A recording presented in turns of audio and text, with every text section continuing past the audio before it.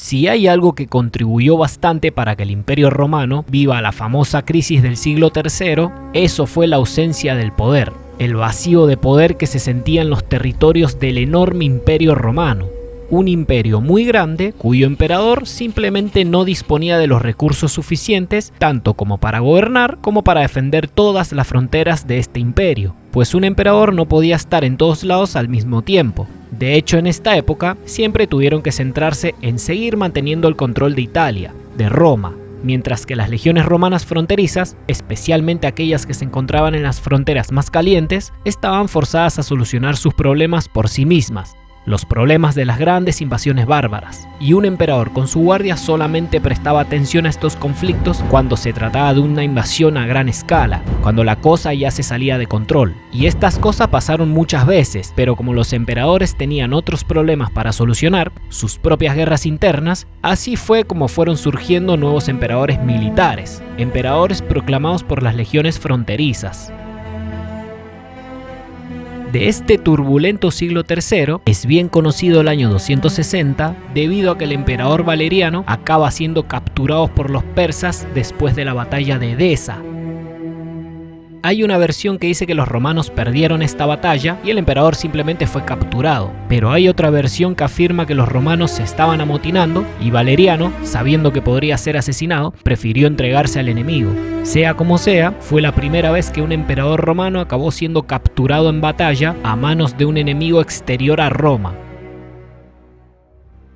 El hijo de Valeriano, Galieno, quien ha sido coemperador de su padre desde el año 253, es reconocido en Roma como emperador a pesar del reciente fracaso militar de su padre, y sorprendentemente duraría varios años en el poder. Sin embargo, ocurre algo interesante en los dos extremos del imperio, y es que con el fracaso de Valeriano, los gobernantes del este y del oeste se han rebelado contra Roma, asegurando que la gran capital no puede protegerlos de las invasiones bárbaras, y es así que se proclaman dos nuevos estados, dejando al Imperio Romano dividido en tres.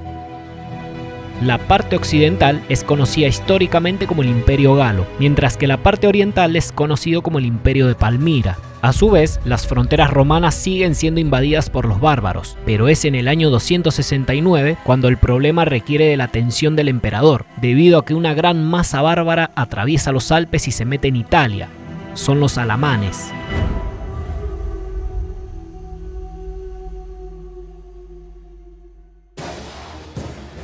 Estos bárbaros han saqueado pertenencias romanas y han capturado un gran botín, pero también han capturado a mujeres y niños, a quienes los convertirán en esclavos, aunque su aventura dura muy poco, ya que las legiones italianas del emperador Claudio II salen desde Roma e interceptan a estos bárbaros cerca del lago de Garda, en el norte de Italia, y el combate que librarán estas dos fuerzas será conocido como la batalla del lago Venaco. El propio emperador se dirige al norte de Italia y marcha junto a este ejército hacia la batalla, un ejército que lo ha puesto bajo el mando de un militar muy capaz. Es un dux sequitum, una especie de general o comandante de caballería, Lucius Domitius Aurelianus, en castellano, Lucio Domicio Aureliano. Los romanos están en inferioridad numérica, pero siguen teniendo a un ejército formidable. Es profesional, es muy disciplinado, está muy bien entrenado y cada uno de sus legionarios saben muy bien lo que tienen que hacer. Mientras que los bárbaros alamanes aparentan todo lo contrario. Son valientes y duros guerreros, pero tienen poca disciplina y no saben cómo luchar de forma unificada como sí lo hacen los romanos, como si fueran uno solo, un ejército. Por lo tanto, acaban aplastados por los romanos y se ven obligados a retroceder hacia el norte. Pero tras esta victoria, el emperador y este ejército romano no van a volver a Roma. De hecho, solamente ha sido el comienzo de una gran y nueva campaña militar, una que pretende asegurar toda la frontera del norte y del noreste del imperio, las fronteras más calientes y más peligrosas, y por ello se ponen en marcha hacia el este, hacia los Balcanes. En la actual Serbia, los romanos se encuentran con los godos, quienes están causando estragos en esta región desde hace más de un año, y se desata la batalla de Naiso, en donde también derrotan a los bárbaros, pero esta vez los godos sufren un gran daño. Una gran parte de sus guerreros de a pie han caído en combate, pero su caballería ya no existe. Ha sido exterminada por el ejército romano, y estos eran de los guerreros más importantes y poderosos de los godos, los que andaban a caballo, por lo que esta es una gran victoria para los romanos, que no solamente han ganado esta importante batalla, también han capturado a miles de prisioneros godos. El reinado del emperador Marco Aurelio Claudio II ha empezado bien. Parece que finalmente se está viendo a un emperador que sí le da la talla para estar en su cargo, al frente de este gran imperio, y da la sensación de que los romanos van a empezar a recuperar su poder y su orden, la ley, el orden y la paz tras la terrible crisis militar del siglo III. La derrota goda ha sido tan terrible y aplastante que estos bárbaros provenientes de Escandinavia han perdido la mayor parte de su ejército, además de que hay una plaga que está asolando la región y golpea duro a los romanos, pero a los godos les va muchísimo peor, y también han perdido la parte más importante, los guerreros de a caballo, razón por la cual los godos se rindieron.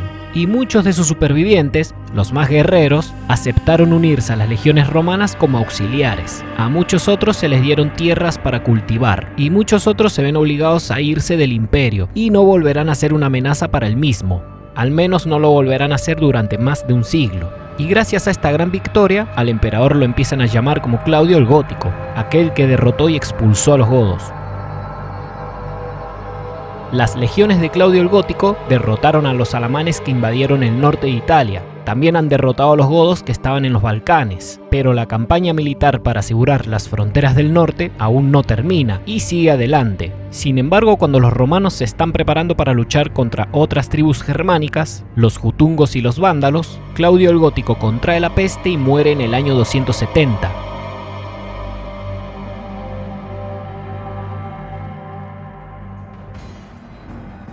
Quintilio, el hermano de Claudio el Gótico, es proclamado como emperador, pero al parecer el grueso de los comandantes militares no lo quieren como emperador y prefieren que el que esté al mando sea aquel general que está llevando a las legiones romanas hacia la victoria en esta campaña militar contra los bárbaros.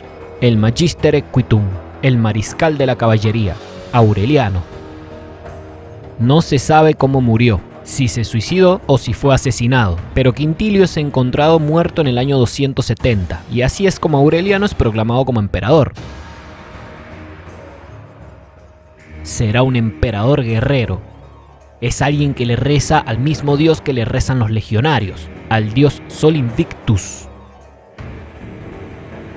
El primer reto como emperador que tiene que enfrentar Aureliano es en el año 271 con la invasión de una tribu de alamanes. Son los jutungos, que se han establecido en Plasencia y saben muy bien que Aureliano va a ir hacia allí para buscarlos. Por ello se meten en el interior del bosque, para elegir un campo de batalla que no sea abierto y uno que le complique la vida a los legionarios romanos.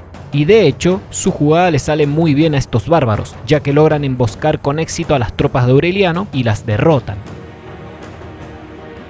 El problema con esta derrota es que estos bárbaros ahora se empiezan a dirigirse hacia el interior de Italia, hacia la misma Roma, y la única defensa que tienen los romanos es el ejército de Aureliano, pues las legiones más lejanas, la de las fronteras del oeste y del este, se han independizado y han creado dos nuevos estados, el Imperio Galo y el Imperio de Palmira, lo que deja demostrado que el problema civil que tiene el Imperio Romano es realmente terrible.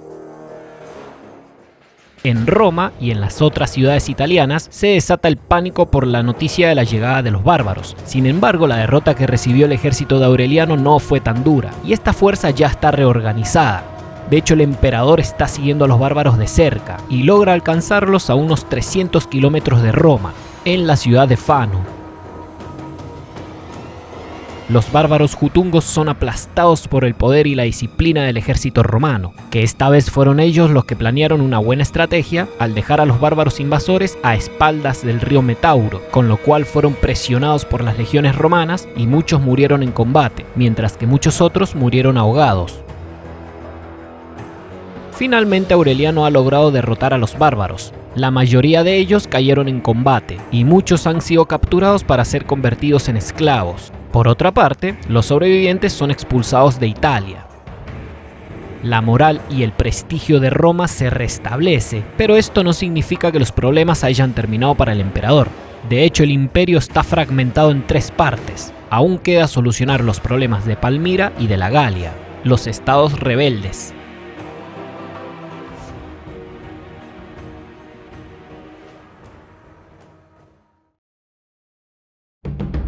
Los romanos habían dejado un poco de lado el problema de Palmira y el de la Galia, debido a que tenían que enfrentar una amenaza más urgente, las invasiones bárbaras. Y los bárbaros no solamente se estaban metiendo en Italia, también estaban invadiendo el extremo oriente y el extremo oeste del imperio. Es por ello que la Galia y Palmira se han independizado, se han separado de Roma, han declarado sus propios estados, pero esto no lo han hecho por simple rebeldía, sino más bien para estar mejor organizados a la hora de enfrentar las invasiones bárbaras, ya que el emperador romano y su ejército no pueden estar en todos lados al mismo tiempo protegiendo todas las fronteras. Pero ahora que Aureliano ha derrotado de forma definitiva a los bárbaros, decide centrarse en el este, en Palmira, en donde gobierna la reina Zenobia, y decide centrarse allí porque aquella reina está desafiando a los romanos al apoderarse de la provincia de Egipto, la rica y fértil provincia de Egipto, la cual provee a los romanos de una gran cantidad de alimentos y no puede perderse.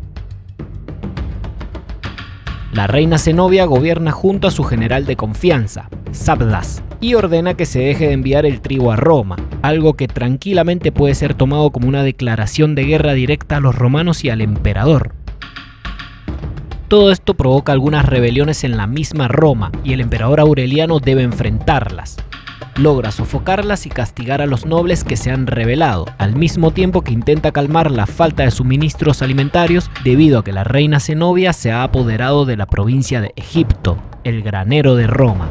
Y antes de marchar hacia el este para ir a recuperar las provincias orientales que están bajo el control de Palmira, a partir del año 271 se empieza con la construcción de una serie de muros defensivos que serán conocidos históricamente como las murallas aurelianas, las cuales tendrán el objetivo de proteger Roma en caso de que las legiones del emperador no estén presentes y los bárbaros intenten invadirla.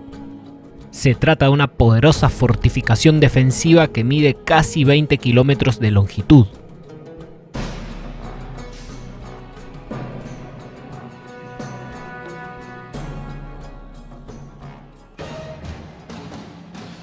En el año 272, el ejército del emperador Aureliano marcha al oriente y su primer objetivo es la ciudad de Antioquía.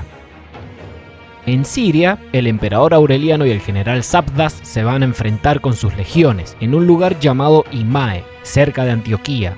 Allí se desata una batalla en la que luchan dos ejércitos romanos, uno proveniente de Occidente, cuyos legionarios provienen de provincias que están al norte y al noreste de Italia, como Raetia, Noricum, Panonia y Moesia. También cuentan con tropas de élite, como los equites o la caballería proveniente de Dalmacia, mientras que el otro ejército es oriental, por lo tanto estaría más acostumbrado al terreno y al clima, además de que cuenta con una buena cantidad de catapultas y una caballería pesada más numerosa, pero Aureliano tiene mucha experiencia militar, ha aprendido mucho con Claudio el Gótico, también ha triunfado en campañas militares contra los bárbaros, y no teme enfrentarse a las legiones del general Sabdas.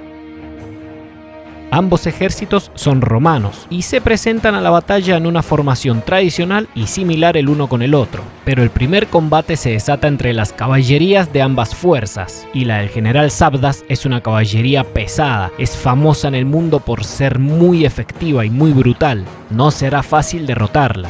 Mientras que la caballería de Aureliano es más ligera y táctica. Sin embargo, el emperador es conocido por ser un gran general de caballería. Sus equites conforman una fuerza que vienen ganando batallas desde la época de Claudio el Gótico. Confían el uno con el otro y también son duros guerreros. La batalla de las caballerías empieza a orillas de un lago que está al norte de Antioquía, y sabiendo que la caballería de su rival es pesada y es muy numerosa, la táctica de Aureliano consiste en desgastarla mediante falsas retiradas. Por ello es que cuando comienza el combate, justo antes del choque, la caballería aureliana se da la vuelta, obligando a la caballería pesada enemiga a perseguirla. Luego vuelven a darse la vuelta y desatan un pequeño encuentro combativo para después volver a darse la vuelta. Esta maniobra la realizan varias veces a lo largo del día, y lentamente la caballería pesada de Sabdas va alejándose de su propio ejército en persecución del enemigo, pero el problema es que ellos son caballeros pesados y las grandes distancias que tienen que estar recorriendo a causa de la persecución provoca que se debiliten mucho más rápido que la caballería aureliana, que es ligera y táctica.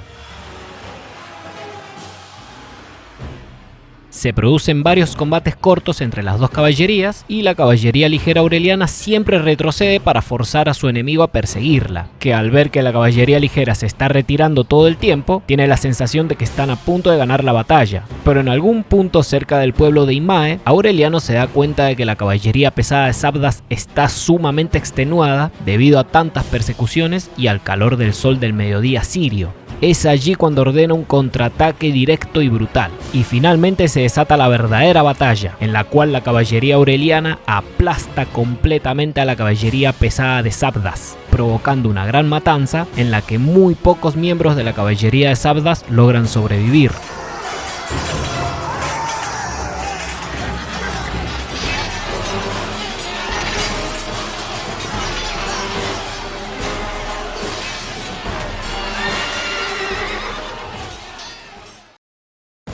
La reina Zenobia, que se encuentra en la ciudad de Antioquía, recibe las noticias del general Sabdas de que su caballería pesada ha sido derrotada, pero ellos han prometido derrotar a Aureliano y no pueden abandonar la ciudad así como tal, además de que los ciudadanos simplemente apoyarán al bando que gane. Por lo tanto, realizan un plan para poder dejar la ciudad sin que corra sangre, poniendo a un desconocido que sea parecido en contextura al emperador Aureliano, con su ropa morada de emperador, y haciéndolo desfilar por las calles de Antioquía, en un intento de hacerle creer a la población que no solamente han ganado la batalla, sino que han capturado vivo al emperador. Y mientras este desfile se produce, Sabdas, Zenobia y sus hombres abandonan la ciudad en secreto.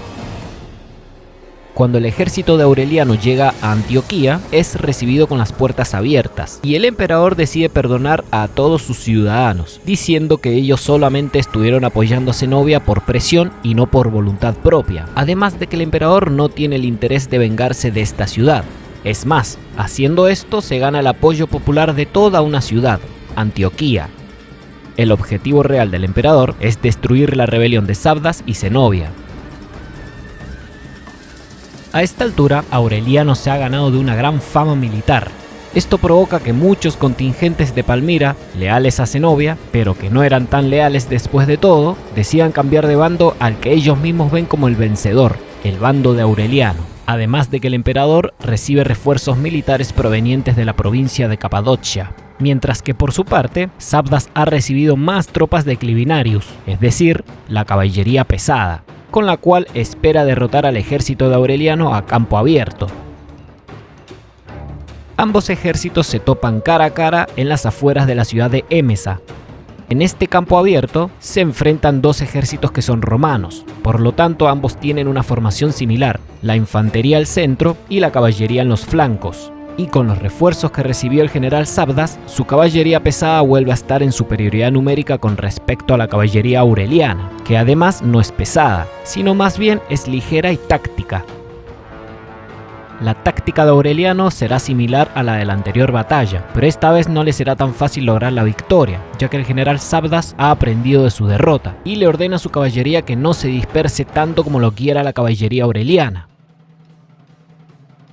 Mientras las tropas de a pie de ambos ejércitos luchan cuerpo a cuerpo, las dos caballerías luchan en los flancos, pero como es de esperarse, la caballería pesada de Sabdas va haciendo retroceder lentamente a la caballería aureliana, que poco a poco va sufriendo más bajas, hasta que llega un punto que las caballerías quedan muy separadas de los legionarios, pero la caballería pesada de Sabdas, que parece estar ganando la batalla, ha quedado justo en medio de las legiones de Aureliano y de la caballería ligera. Y es justo en este momento cuando Aureliano le ordena a parte de su infantería que retroceda para darle el golpe definitivo a la caballería pesada enemiga.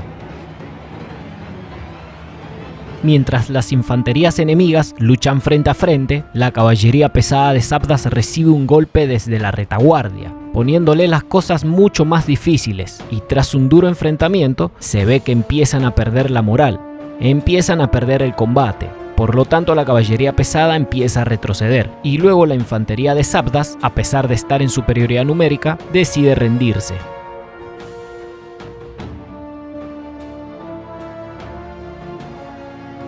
Tras la derrota, lo que queda del ejército palmirano de Sabdas se repliega aún más hacia el este, hacia la misma ciudad de Palmira, mientras que el ejército aureliano lo persigue a través del peligroso camino del desierto de Siria, en donde los legionarios tienen que seguir luchando debido a que son acosados constantemente por bandidos de aquella región.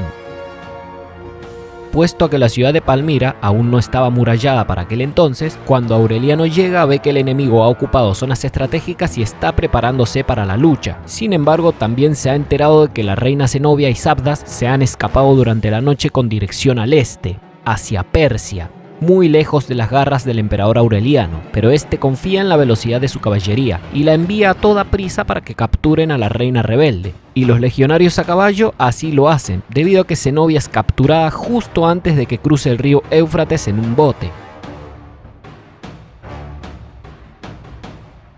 Zenobia y Sabdas, juntos con sus generales y consejeros más cercanos, han sido capturados vivos por los romanos, y Aureliano desfila victorioso a través de la ciudad de Palmira.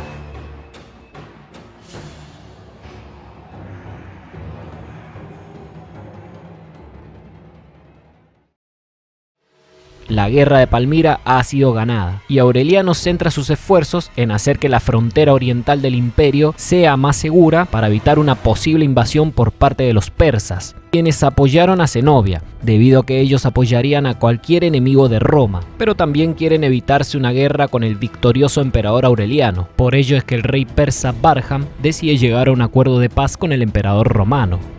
Por otra parte, las provincias romanas orientales, que antes estaban bajo el dominio de Palmira, quedan bajo el gobierno de generales y mariscales que son cercanos a Aureliano. Los prisioneros de guerra, entre los cuales se encuentran Sabdas y Zenobia, marchan hacia la ciudad de Emesa encadenados y humillados. Allí se inicia un juicio que concluye con la ejecución de todos los enemigos de Roma, a excepción de Zenobia. Aureliano y su ejército imperial ponen en marcha de nuevo a Roma. Van triunfantes a cada ciudad por la que pasan, mostrando sus dos grandes trofeos de guerra, la reina Zenobia y su hijo Julio Aurelio Babalato. Pero cuando llegan a la provincia de Moesia, varios kilómetros al norte de Bizancio, Aureliano recibe la noticia de que los nobles de Palmira otra vez se han rebelado y la ciudad se ha levantado en armas. Ha proclamado un nuevo emperador, por lo tanto decide cambiar de marcha y retroceder para acudir nuevamente a Palmira, y esta vez no hay piedad, ya que ordena la ejecución de todos los nobles rebeldes, así también como el saqueo de la ciudad. Palmira ya no volverá a ser una molestia para Roma. Al poco tiempo, al emperador Aureliano le llegan las noticias de que en Alejandría, en Egipto, también ha surgido una rebelión, y allí los nobles tampoco pretenden seguir las órdenes de un emperador romano. Pero cuando el ejército aureliano llega a la ciudad de Alejandría, esta pequeña rebelión acaba siendo aplastada y los rebeldes ejecutados. Una vez que las rebeliones han sido aplastadas definitivamente en el este, Aureliano marcha de nuevo a Roma exhibiendo sus dos grandes trofeos por las ciudades, Zenobia y su hijo Babalato.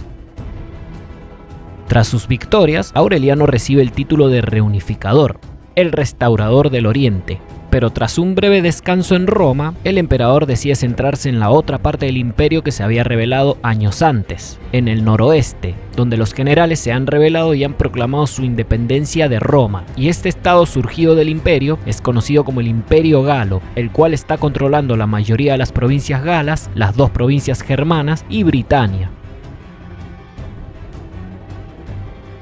El general que está al mando en la Galia es Cayo Tétrico, quien conoce muy bien sobre los éxitos militares de Aureliano y no pretende enfrentarlo. Por ello le escribe una carta ofreciendo su rendición y su sometimiento a Roma, pero el emperador solamente aceptaría su rendición si deja el mando del ejército occidental. Debido a que las fuentes son confusas, no se sabe muy bien qué pasó, pero al parecer tanto Tétrico como Aureliano dirigieron a sus ejércitos hacia la batalla. Pero justo antes del inicio del combate, en plena formación, Tétrico y su hijo abandonan al ejército para aceptar su rendición ante Aureliano a cambio de sus vidas. Sea como sea, el enfrentamiento entre ambas fuerzas se desata en el año 274 y es conocida históricamente como la Batalla de Shalum, en la que el emperador Aureliano obtiene otra aplastante victoria, sometiendo así la parte occidental rebelde, y con ello el Imperio Romano quedaría nuevamente unificado. El rebelde ejército galorromano, el cual se dice que era más bárbaro que romano, también ha caído en batalla ante las legiones de Aureliano. Pero antes de irse a Roma, Aureliano se centra en reforzar la seguridad de las fronteras occidentales, al igual que hizo con las fronteras orientales, especialmente la frontera del Rin, una de las más calientes del imperio.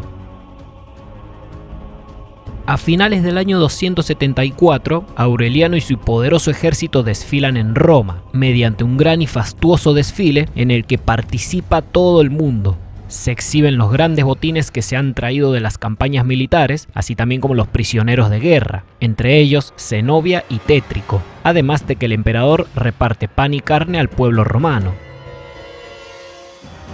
El emperador se ha ganado el apoyo popular y es aclamado como un héroe, el reunificador del Imperio Romano. De hecho, se muestra magnánimo ante su pueblo, perdonándole la vida a sus dos grandes rivales, a Zenobia y a Tétrico. Finalmente pareciera que el emperador Aureliano podría terminar con la famosa crisis del siglo III, una anarquía militar provocada porque, al ser tan grande el imperio y al sufrir tantas invasiones bárbaras en todas sus fronteras y al mismo tiempo, un emperador en Roma no podía hacerse cargo de todas juntas, y así es como fueron surgiendo varios emperadores militares en las fronteras. Pero Aureliano, que se ha mantenido en constante movimiento a través de todo el imperio, ha logrado sofocar todas las rebeliones y mantener una especie de orden unificado en todo el territorio. Aureliano consagra y fortalece la fe en el dios al que le rezan los legionarios, Sol Invictus. Además decreta que la celebración para conmemorar el nacimiento de este dios sea el 25 de diciembre, una fecha que sería utilizada por emperadores futuros en varios intentos de unificar a todo el imperio y a todo el pueblo romano por medio de la religión, y es así como se adoptará esta fecha para marcar el nacimiento de Cristo. Una festividad que incluso hoy en día se celebra y es conocida como la Navidad. Las fronteras imperiales siguen muy calientes y Aureliano pasa poco tiempo en Roma, debido a que se va de nuevo al norte de Italia para repeler otra invasión bárbara. Aureliano ha obtenido tantos éxitos militares que la relación entre él y el ejército romano es de absoluto respeto, aunque también se sabe que es extremadamente duro y severo con todos aquellos oficiales y legionarios que son corruptos, aquellos que no cumplen órdenes, aquellos que tienen algo que ocultarle al emperador, y entre ellos está el propio secretario personal de Aureliano, Eros, quien al parecer tiene algo gordo e importante que esconderle al emperador y por ello teme por su vida. Teme ser descubierto, y es así como trama un plan para deshacerse del emperador antes de que el emperador se deshaga de él. Eros falsifica unos documentos en los cuales hay una lista de nombre y dice que es la lista negra del emperador Aureliano. Son sus objetivos a ser ejecutados. Eros les da la lista a todos los que están marcados, y entre ellos hay poderosos oficiales de alto rango del ejército, además de miembros de la Guardia Pretoriana. Temiendo un castigo y la muerte, todos los que están marcados en la lista de Eros deciden tomar la iniciativa y asesinar al emperador Aureliano, que muere a mano de sus espadas en septiembre del año 275, en la provincia de Tracia.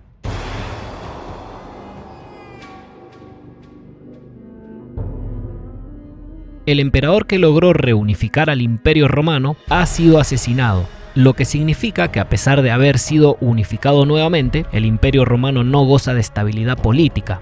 De hecho, es todo lo contrario, y con la muerte de Aureliano se pone la cosa aún peor. Otra vez se desata una nueva ola de proclamación de varios emperadores, que además duran muy poco tiempo en el poder. Aunque toda esta gran crisis política, esta anarquía militar tampoco durará para siempre, ya que sí habrá alguien que logrará cambiar las cosas: el emperador Diocleciano.